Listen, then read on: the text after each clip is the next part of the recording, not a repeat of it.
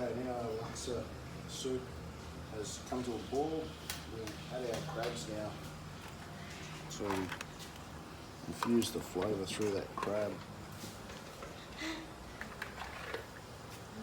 And sink them down.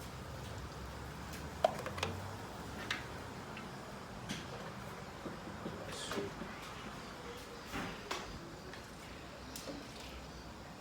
And we'll just boil that up gently for another few minutes. Just trying to steam it.